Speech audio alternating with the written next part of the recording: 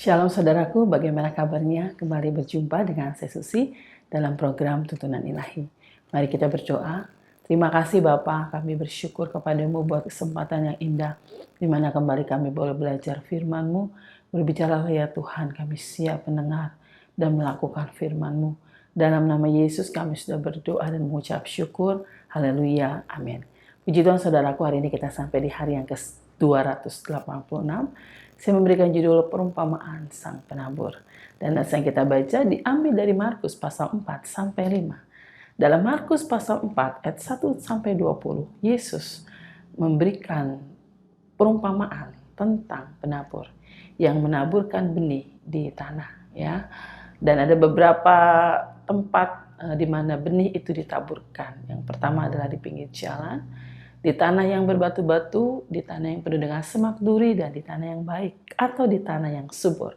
Saudaraku, benih itu adalah firman Tuhan, dan tempat di mana benih ditabur adalah sikap hati kita.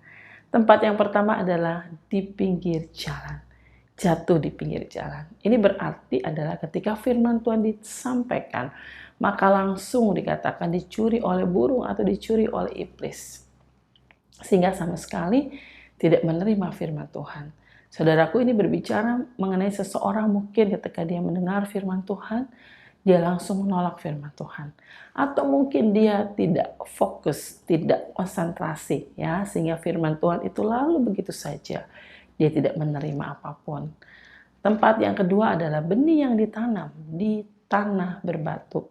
Ini berbicara ketika seseorang menerima firman Tuhan, dia senang, dia melakukan, tetapi ketika dia mengalami tantangan, mengalami penganiayaan, akhirnya dia mulai tidak lagi melakukan firman Tuhan, ya. Dan tempat yang ketiga adalah benih yang ditaruh atau jatuh di tanah yang ada semak duri. Dia mendengar firman Tuhan, dia menerima dengan sukacita. Tetapi kemudian firman Tuhan mengatakan dia tertipu oleh tipu daya iblis. Dia juga tertarik dengan keinginan-keinginan dunia ini. Bahkan dengan kekayaan-kekayaan yang ada di dalam dunia ini yang membuat akhirnya dia tidak lagi melakukan firman Tuhan. Ya, dia menjadi murtad dan meninggalkan Tuhan.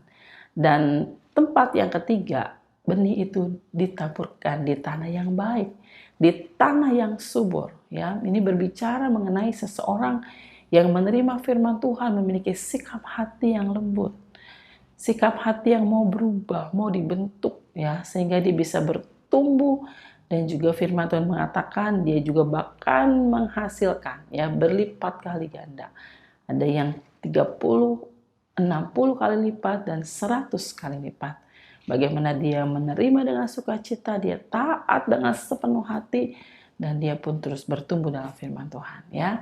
Saudaraku, marilah kita memiliki sikap hati yang benar, seperti tanah-tanah yang subur, sehingga benih firman Tuhan itu akan bertumbuh dan menghasilkan buah yang banyak di dalam hidup kita.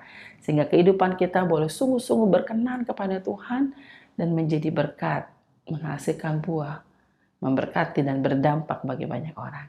Oke saudaraku, dan nas yang akan kita baca besok diambil dari kitab Matius pasal 10. Tuhan Yesus memberkati kita semua. Shalom.